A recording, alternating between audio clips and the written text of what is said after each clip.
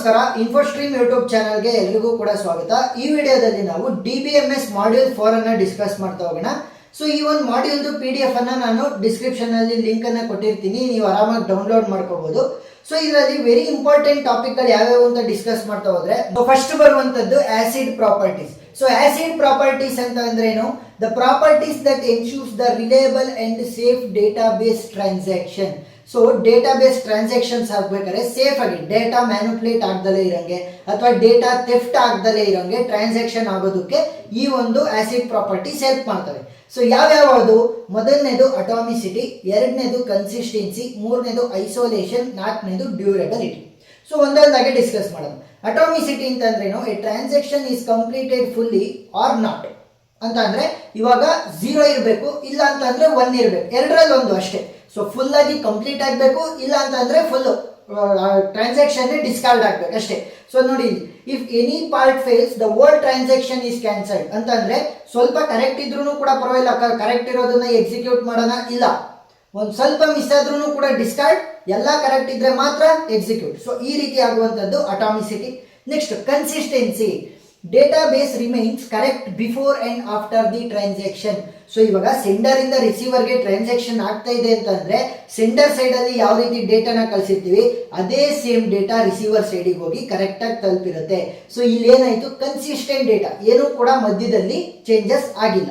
Next isolation, transaction run independently without affecting each other. For example, ಇವಾಗ ಒಂದು 10 transaction ಇದಾವೆ ಅಂತ ಅನ್ಕೊಳ್ಳಿ. ಸೊ ಅವ್ರು ಏನ್ ಮಾಡ್ತಾರೆ, ನನ್ನ ಕೆಲಸ ನಾನು ನೋಡ್ಕೊಂತೀನಿ, ಬೇರೆಯವ್ರ ಕೆಲಸ ಏನಾದ್ರೂ ಕೂಡ ನನಗೆ ಪರವಾಗಿಲ್ಲ, ಏನು ಇಂಡಿಪೆಂಡೆಂಟ್ ಆಗಿ ರನ್ ಆಗ್ತಾ ಹೋಗ್ತದೆ. ಸೊ ನನ್ನ ಕೆಲಸ ಇಷ್ಟು, ಸೊ ಇಲ್ಲಿವರೆಗೂ ಎಕ್ಸಿಕ್ಯೂಟ್ ಆಗಬೇಕು, ಟ್ರಾನ್ಸಾಕ್ಷನ್ ಇಲ್ಲಿ ಕಳಿಸ್ಬೇಕು, ಸೊ ಅಷ್ಟನ್ನ ನಾನು ಮಾಡ್ತೀನಿ, ಉಳಿದಿರೋದು ಬೇರೆ ಏನಾರ ಮಾಡ್ಕೊಳ್ಳಿ, ನನ್ನ ಕೆಲಸ ನಾನು ಮಾಡ್ತೀನಿ, ಇಂಡಿಪೆಂಡೆಂಟ್ ಆಗಿ ಕೆಲಸ ಮಾಡ್ತಾ ಹೋಗ್ತಾರೆ. Next durability, once a transaction is completed changes are permanently save. So ಇದು ಯಾವ ರೀತಿ ಅಂತಂದ್ರೆ, ಇವಾಗ ಮೈಕ್ರೋಸಾಫ್ಟ್ ವರ್ಡ್ ಅಲ್ಲಿ ನೀವೇನೋ ಒಂದು ಟೈಪ್ ಮಾಡಿದ್ರಿ ಅಂತ ಅನ್ಕೊಳ್ಳಿ. ಸೊ ಅದನ್ನ PDF ಫಾರ್ಮೆಟಿಗೆ ಕನ್ವರ್ಟ್ ಮಾಡ್ಬಿಟ್ಟು PDF ಮಾಡ್ಕೊಂಡು ನೀವು ಇಟ್ಕೊಂಡ್ರೆ ಆ ಒಂದು ಚೇಂಜಸ್ ಏನೇನು ಮಾಡಿದ್ರಿ ನೀವು ಟೈಪ್ ಮಾಡಿರೋದು ಅದೆಲ್ಲ ಕೂಡ ಸೇವ್ ಆಗಿರುತ್ತೆ ಅಲ್ವಾ? ಯಾಕಂದ್ರೆ PDF ಮಾಡಿ ಇಟ್ಕೊಂಡಿದ್ದೀರಾ, ಅದನ್ನ ಎನಿ ಟೈಮ್ ನೀವು ವರ್ಡ್ ಆಗಿ ಕನ್ವರ್ಟ್ ಮಾಡ್ಕೊಂಡು ಯೂಸ್ ಮಾಡ್ಕೋಬಹುದು. ಸೊ ಈ ರೀತಿ ಏನ್ ಮಾಡ್ಬೋದು, ಪರ್ಮನೆಂಟ್ ಡೇಟಾಗಿ ಪರ್ಮನೆಂಟ್ ಆಗಿ ಸೇವ್ ಮಾಡ್ಕೊಂತ ಹೋಗ್ಬೋದು. ನೆಕ್ಸ್ಟ್ ಸ್ಟೋರ್ಡ್ ಪ್ರೊಸೀಜರ್ ಲ್ಯಾಂಗ್ವೇಜ್ಗಳು.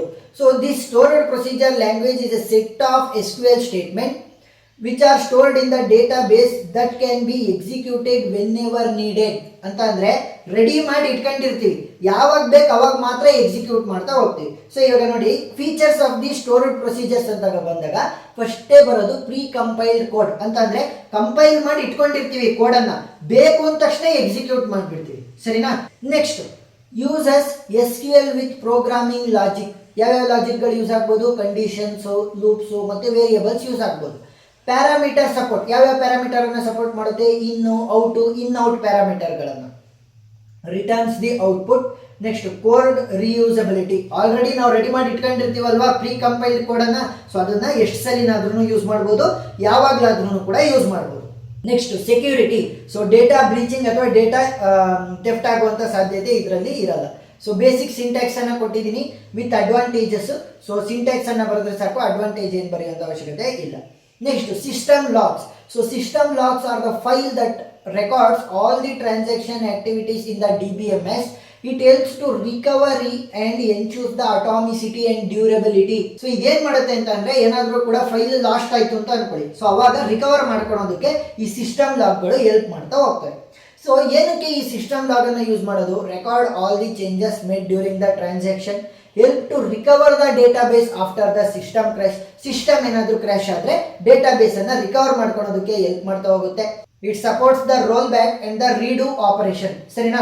ಸೊ ಇದರಲ್ಲಿ ಯಾವ್ಯಾವ ತರ ಇನ್ಫಾರ್ಮೇಶನ್ ಸ್ಟೋರ್ ಆಗುತ್ತೆ ಅಂತಂದ್ರೆ, transaction ID, data items that are affected, old values ಮತ್ತೆ new values, operation type. So types ಅಂತ ಬಂದಾಗ ನಾನು ಹೇಳ್ತಾ ಹೋಗ್ತೀನಿ ಯಾವ್ಯಾವ ಟೈಪ್ಸ್ ಇದಾವೆ ಅಂತ. Next timestamps. ಸೊ ಇದಷ್ಟು ಕೂಡ ಇನ್ಫಾರ್ಮೇಶನ್ ಸ್ಟೋರ್ ಆಗಿರುತ್ತೆ ಲಾಗ್ ಅಲ್ಲಿ.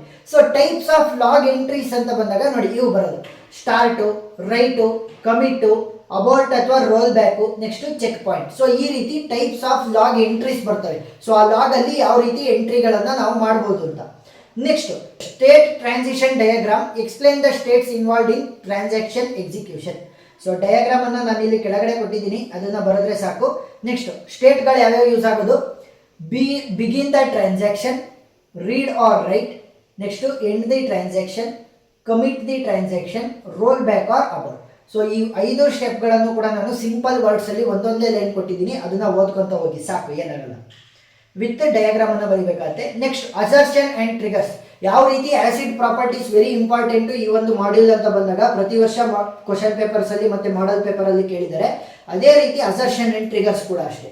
ಸೊ ಅಸರ್ಷನ್ ಅಂತ ಅಂದ್ರೆ ಏನು, these are the constraints used to enforce the condition on the database that must be always true. So ಪ್ರತಿ ಒಂದು ಸಿಚುಯೇಷನ್ ಅಲ್ಲೂ ಕೂಡ ಟ್ರೂ ಆಗಿರೋದನ್ನ ಮಾತ್ರ ನಾವು ಯೂಸ್ ಮಾಡ್ತಾ ಹೋಗ್ತೀವಿ. ಟ್ರೂ ಇದ್ರೆ ಮಾತ್ರ ಅದನ್ನ ಅಸರ್ಷನ್ ಅಂತ ಕರಿತೀವಿ. Any statement which is always true will be called as the assertion ಅಲ್ವಾ. ಸೊ ಅದೇ ರೀತಿ used for the complex constraint not handled by the basic key. ಯಾವ ರೀತಿ ಡಿಫೈನ್ ಮಾಡ್ತೀವಿ, ಕ್ರಿಯೇಟ್ ಅಸರ್ಷನ್. ಸೊ ಸಿಂಟ್ಯಾಕ್ಸ್ ಅನ್ನ ಬರೀಬೇಕಾದ್ರೆ ನಾನು ತೋರಿಸ್ತಾ ಹೋಗ್ತೀನಿ. ಕಂಡೀಷನ್ ಯಾವತ್ತಿದ್ರೂ ಕೂಡ ಟ್ರೂ ಇರಬೇಕು. ಸೊ ನೋಡಿ ಇಲ್ಲಿ ಸಿಂಟ್ಯಾಕ್ಸ್ ಯಾವ ರೀತಿ ಬರೆದಿದ್ವಿ, ಕ್ರಿಯೇಟ್ ಅಸರ್ಷನ್, ಅಸರ್ಷನ್ ನೇಮ್ ಏನಾದ್ರೂ ಕೂಡ ನೀವು ಕೊಡ್ಬೋದು, ಯಶವಂತ್ ಅಂತ ಕೊಡ್ಬೋದು, ಏನಾದ್ರೂ ಕೊಡಿ, check the condition. So condition ಅನ್ನ ಚೆಕ್ ಮಾಡ್ತಾ ಹೋಗ್ತೀವಿ. ಸೊ ಇವಾಗ ನೆಕ್ಸ್ಟ್ ಟ್ರಿಗರ್ಸ್ ಬರೋಣ. ಸೊ ಎಕ್ಸಾಂಪಲ್ ಅನ್ನ ಕೊಟ್ಟಿದ್ದೀನಿ, ಬರೆದ್ರೆ ಬರಿಬಹುದು, ಸಿಂಟ್ಯಾಕ್ಸ್ ಬರೆದ್ರೆ ಸಾಕು. ಟ್ರಿಗರ್ಸ್ ಅಂತ ಅಂದ್ರೇನು, ಸಿಂಪಲ್. ನೀವು ಇವಾಗ 5 ಗಂಟೆಗೆ ಎದ್ದೇಳಬೇಕು ಅಂತ ಅಲಾರಾಮ್ ಅನ್ನ ಇಟ್ಟಿರ್ತೀರ. ಸೊ ಇದು 5 ಗಂಟೆ ಆದ ತಕ್ಷಣ ಟ್ರಿಗರ್ ಆಗ್ಬಿಟ್ಟು ನಿನ್ಗೆ ಅಲಾರಾಮ್ ಅನ್ನ ಬಾರಿಸುತ್ತೆ ಅಲ್ವಾ. ಸೊ ಅದೇ ಟ್ರಿಗರ್ ಅಂತ ಆಗೋದು. ಅಂತ ಅಂದ್ರೆ ಆಟೋಮೆಟಿಕ್ ಆಗಿ ಅದಾಗದೇ ಕೆಲಸನ ಶುರು ಮಾಡ್ಕೊಳ್ಳೋದು. ನೋಡಿ ಇಲ್ಲಿ automatically execute when the specific event occur in the database. ಯಾವ ರೀತಿ ನೀವು 5 ಗಂಟೆಗೆ ಅಲಾರಾಮ್ ಅನ್ನ ಸೆಟ್ ಮಾಡಿರ್ತೀರಾ, 5 ಗಂಟೆ ಆದ ತಕ್ಷಣ ಅಲಾರಾಮ್ ಬಾರಿಸುತ್ತೆ, ಅದೇ ರೀತಿ ಯಾವುದಾದ್ರೂ ಒಂದು ಸ್ಪೆಸಿಫಿಕ್ ಇವೆಂಟ್ ಬಂದ ತಕ್ಷಣ ಇದು ಆಟೋಮೆಟಿಕಲಿ ಎಕ್ಸಿಕ್ಯೂಟ್ ಆಗೋ ರೀತಿ ನಾವು ಟ್ರಿಗರ್ಸ್ ಅನ್ನ ಇಟ್ಟಿರ್ತೀವಿ. ಸೊ ನೋಡಿ triggers may be insert, update, delete. ಯಾವುದಾದ್ರೂ ಒಂದು ವ್ಯಾಲ್ಯೂ ಇನ್ಸರ್ಟ್ ಆದ ತಕ್ಷಣ ಟ್ರಿಗರ್ ಆಗು, ಯಾವುದಾದ್ರೂ ಒಂದು ವ್ಯಾಲ್ಯೂ ಅಪ್ಡೇಟ್ ಆದ ತಕ್ಷಣ ಟ್ರಿಗರ್ ಆಗಬೇಕು, ಯಾವುದಾದ್ರೂ ವ್ಯಾಲ್ಯೂ ಡಿಲೀಟ್ ಆದ ತಕ್ಷಣ ಟ್ರಿಗರ್ ಆಗಬೇಕು. ಸೊ ಈ ರೀತಿ ಟ್ರಿಗರ್ಸ್ ಅನ್ನ ನಾವು ಇಡ್ಬೋದು. So can run before and after the event. So before ಆರು ಆಯಿತು, ಆಫ್ಟರ್ ದಿ ಇವೆಂಟ್ಸ್ ಆರು ಆಯಿತು, ನಾವು ರನ್ ಮಾಡ್ಬೋದು. So they are used for the validation, auditing and automation. So auditing ಅಂತ ಅಂದ್ರೇನು, ಚೆಕ್ ಮಾಡೋದಕ್ಕೆ ಯೂಸ್ ಮಾಡ್ತಾ ಹೋಗ್ತೀವಿ. ಸಿಂಟ್ಯಾಕ್ಸ್ ಮತ್ತೆ ಎಕ್ಸಾಂಪಲ್ ಅನ್ನ ಕೊಟ್ಟಿದ್ದೀನಿ, ಸೊ ಅಷ್ಟನ್ನ ಕಲ್ತ್ರೆ ಸಾಕು. ಸಿಂಟ್ಯಾಕ್ಸ್ ಸಾಕು, ಎಕ್ಸಾಂಪಲ್ ಏನು ಅವಶ್ಯಕತೆ ಇಲ್ಲ. ಸಿಂಟ್ಯಾಕ್ಸ್ ಬರೆದ್ರೂ ಕೂಡ ಮಾರ್ಕ್ಸ್ ಸಿಗುತ್ತೆ. Next problems that may occur with the transaction that run concurrently. ನೋಡಿ ರನ್ ಕನ್ಕರೆಂಟ್ಲಿ ಅಂತಂದ್ರೆ ಇವಾಗ ನೀವು ಒಂದು 10 ಜನ ಇದ್ದೀರಾ, ನೀವು 10 ಜನನು ಸೇರ್ಬಿಟ್ಟು ನಂದು ಯೂಟ್ಯೂಬ್ ವಿಡಿಯೋನ ನೋಡ್ತಾ ಇದ್ದೀರಾ ಅಂತ ಅನ್ಕೊಳ್ಳಿ. ಸೊ ಇವಾಗ ಯಾವುದೇ ಕಾರಣಕ್ಕೂ ಕೂಡ ಎರರ್ ಅಥವಾ ಇನ್ಕನ್ಸಿಸ್ಟೆಂಟ್ ಡೇಟಾ ನಿಮ್ಮ ಹತ್ರ ತಲುಪಬಾರ್ದು. ಅಂತ ಅಂದ್ರೆ ಇವಾಗ 10 ಜನನು ಕೂಡ ನೋಡ್ತಾ ಇದ್ದೀರಾ ಅಂತಂದ್ರೆ ಕರೆಕ್ಟ್ ಆಗಿ ವಿಡಿಯೋ ಪ್ಲೇ ಆಗಬೇಕು, ಗ್ಲಿಚ್ ಆಗಬಾರ್ದು, ಮತ್ತೆ ಇನ್ಕನ್ಸಿಸ್ಟೆಂಟ್ ಆಗಬಾರ್ದು. ಸೊ ಅದನ್ನೇ ಏನಂತ ಕರಿತೀವಿ, ಕನ್ಕರೆನ್ಸಿ ಕಂಟ್ರೋಲ್ ಅಂತ ಕರಿತೀವಿ. ಅಂದ್ರೆ ಸೈಮಲ್ಟೇನಿಯಸ್ ಅಲ್ಲಿ ಜಾಸ್ತಿ ಜನ ಯೂಸ್ ಮಾಡ್ಬೇಕಾದ್ರೆ ಅದನ್ನ ಕನ್ಕರೆನ್ಸಿ ಅಂತ ಕರಿತೀವಿ. ಸೊ ಟ್ರಾನ್ಸಾಕ್ಷನ್ ಕನ್ಕರೆನ್ಸಿ ಆಗ್ಬೇಕಾದ್ರೆ ಅಂದ್ರೆ ಮಲ್ಟಿಪಲ್ ಟ್ರಾನ್ಸಾಕ್ಷನ್ ಒಂದೇ ಸಲ ಎಕ್ಸಿಕ್ಯೂಟ್ ಆಗ್ಬೇಕಾದ್ರೆ ಯಾವ್ಯಾವ ಪ್ರಾಬ್ಲಮ್ ಬರ್ಬೋದು ಅಂತ. ಮೊದಲನೇದೇನು, lost update problem. Lost update problem ಅಂತ ಅಂದ್ರೆ ಸಿಂಪಲ್, ನೀಟಾಗಿ ಹೇಳ್ಕೊಡ್ತೀನಿ ನೋಡಿ. ಎಕ್ಸಾಂಪಲ್ ಅನ್ನು ನೋಡಿ, T1 and T2 both read the balances 100. So T1 ಇರ್ತಾನೆ, T2 ಇರ್ತಾನೆ, ಅವರಿಬ್ರು ಕೂಡ ಏನ್ ಮಾಡ್ತಾರೆ, 100 ರೂಪಾಯಿ ಇದೆ ಅಂತ ರೀಡ್ ಮಾಡ್ತಾರೆ. T1 ಏನ್ ಮಾಡ್ತಾನೆ, 120 ರೂಪಾಯಿ ಇದೆ ಅಂತ ಅಪ್ಡೇಟ್ ಮಾಡ್ತಾನೆ. T2 ಏನ್ ಮಾಡ್ತಾನೆ, 130 ಅಂತ ಅಪ್ಡೇಟ್ ಮಾಡ್ತಾನೆ. ಸೊ ಫೈನಲ್ ವ್ಯಾಲ್ಯೂ ಯಾವುದನ್ನ ತಗೊಂತು, ಬಿಗ್ಗರ್ ವ್ಯಾಲ್ಯೂನ ತಗೊಂತು, 130 ರೂಪಾಯಿ ಅಂತ ತಗೊಂತು. ಸೊ ಈಗ T2 ಅಪ್ಡೇಟ್ ಮಾಡಿರೋದು ಯೂಸ್ ಆಯ್ತು, ಬಟ್ T1 ಅಪ್ಡೇಟ್ ಮಾಡಿರೋದು ಯೂಸ್ ಆಗಲೇ ಇಲ್ಲ. ಏನಾಯ್ತು, ಲಾಸ್ಟ್ ಆಯ್ತು. ಸೊ ಅದಕ್ಕೋಸ್ಕರ ಏನಂತ ಕರಿತೀವಿ, lost update problem. Next dirty read. So dirty read ಅಂತ ಅಂದ್ರೆ ನೋಡಿ, transaction reads the data not yet committed by the another transaction. For example ಇವಾಗ ನೋಡಿ, T1 updates the value but does not commit. ನಾನು ಇವಾಗ ಒಂದು PDF ಅನ್ನ update ಮಾಡ್ತೀನಿ, ನಿಮಗೆ ಡೌನ್ಲೋಡ್ ಮಾಡ್ಕೊಂಡು ಓದ್ಕೊಳ್ರಿ ಅಂತ. ಸೊ ನೀವೇನ್ ಮಾಡ್ತೀರಾ, ತಗೊಂಡ್ಬಿಡ್ತೀರಾ, ಓದ್ಕೊಂಡ್ಬಿಡ್ತೀರಾ. ಸೊ ಅದರಲ್ಲಿ ತಪ್ಪು ಆನ್ಸರ್ ಅನ್ನ ಕೊಟ್ಟಿದ್ದೆ ಅಂತ ಅನ್ಕೊಳ್ಳಿ. ಸೊ ಅವಾಗ ಏನ್ ಮಾಡ್ತೀನಿ, ನಾನು ಮತ್ತೆ ಅದನ್ನ ಸರಿ ಮಾಡ್ಬಿಟ್ಟು ಮತ್ತೆ ಹೊಸದಾಗಿ PDF ಅನ್ನ ಅಪ್ಡೇಟ್ ಮಾಡ್ತೀನಿ. ಸೊ ಇವಾಗ ನೀವೇನ್ ಮಾಡಿದೀರಾ, ರಾಂಗ್ PDF ಅನ್ನ ಓದ್ದಂಗಾಯ್ತು. So T1 roll back, T2 use the wrong data. ಸರಿನಾ. ಸೊ ಈ ರೀತಿ ಆಗ್ತಾ ಹೋಗಿದೆ. ಡರ್ಟಿ ರೀಡ್ ಅಂತಂದ್ರೇನು, ರಾಂಗ್ ಆಗಿ ರೀಡ್ ಮಾಡುವಂಥದ್ದು. ಇನ್ನೂ ಕೂಡ ಟ್ರಾನ್ಸಾಕ್ಷನ್ ಕಮಿಟ್ ಆಗೇ ಇರಲ್ಲ, ಅದನ್ನ ಕ್ರಿಯೇಟ್ ಮಾಡಿರುತ್ತೆ ಬಟ್ ಕಮಿಟ್ ಆಗಿರಲ್ಲ. ಸೊ ಆ ಒಂದು ಸಿಚುವೇಶನ್ ಅಲ್ಲೇ ರೀಡ್ ಮಾಡಿದ್ರೆ ಏನಾಗುತ್ತೆ, ತಪ್ಪಾಗುವಂತ ಸಾಧ್ಯತೆ ಇರುತ್ತೆ. ನೆಕ್ಸ್ಟ್ ನಾನ್ ರಿಪೀಟೇಬಲ್ ರೀಡ್. ಸೊ ನಾನ್ ರಿಪೀಟೇಬಲ್ ರೀಡ್ ಅಂತಂದ್ರೆ ನೋಡಿ, example T1 reads the salary is equal to 5,000. T2 updates the salary to the 6,000. T1 ಏನ್ ಮಾಡಿರ್ತಾನೆ, 5,000 ಐತೆ ಅಂತ ಅನ್ಕೊಂಡಿರ್ತಾನೆ ಸ್ಯಾಲ್ರಿ. T2 ಏನ್ ಮಾಡ್ಬಿಡ್ತಾರೆ, 6,000ಗೆ ಅಪ್ಡೇಟ್ ಮಾಡ್ತಾರೆ. T1 ಮತ್ತೆ ಸ್ಯಾಲ್ರಿ ಸ್ಲಿಪ್ ಅನ್ನ ನೋಡಿದ ತಕ್ಷಣ 6,000 ಇರುತ್ತೆ. ಸೊ ಇವಾಗ ಏನಾಯ್ತು, ಅವ್ನು ಓದಿದ್ದು 5,000 ಬಟ್ ಇವಾಗ ಇರೋದು ಎಷ್ಟು, 6,000. ಸೊ ಅಪ್ಡೇಟ್ ಆದ ತಕ್ಷಣ ಏನಾಗುತ್ತೆ, ನಾನ್ ರಿಪೀಟೇಬಲ್ ರೀಡ್ ಆಗ್ತಾ ಹೋಗುತ್ತೆ. Next phantom read. So phantom read ಅಂತ ಅಂದ್ರೆ ಏನು, transaction re executes a query and gets the different row. So ಇವಾಗ ನೋಡಿ T1 retrieves all the employees with salary greater than 5,000. So salary ಯಾರ್ಯಾರ್ದು 5,000ಕ್ಕಿಂತ ಜಾಸ್ತಿ ಇದೆ ಅವ್ರನ್ನ ಮಾತ್ರ ಒಂದು ಡೇಟಾ ಸೆಟ್ ಆಗಿ ಇಟ್ಕೊಂಡಿರ್ತಾನೆ. T2 ಏನ್ ಮಾಡ್ಬಿಡ್ತಾನೆ, ಅಸೆಸ್ ಅನ್ನ ತಗೊಂಡ್ಬಿಟ್ಟು ಹೊಸದಾಗಿ ಇನ್ನೊಬ್ಬ ಎಂಪ್ಲಾಯ್ದು ಡೇಟಾನ ಆ್ಯಡ್ ಮಾಡ್ತಾನೆ. ಸೊ ಇವಾಗ ಏನಾಯ್ತು, ಎಕ್ಸ್ಟ್ರಾ ರೋ ಕ್ರಿಯೇಟ್ ಆದಂಗೆ ಆಯ್ತಲ್ವಾ. ಸೊ T1 ನೋಡಿದ ತಕ್ಷಣ ಇದೇನಿದು ಎಕ್ಸ್ಟ್ರಾ ರೋ ಕ್ರಿಯೇಟ್ ಆಗಿದೆ ಅಂತ ಅನ್ಸುತ್ತಲ್ವಾ. ಸೊ ಆ ರೀತಿ.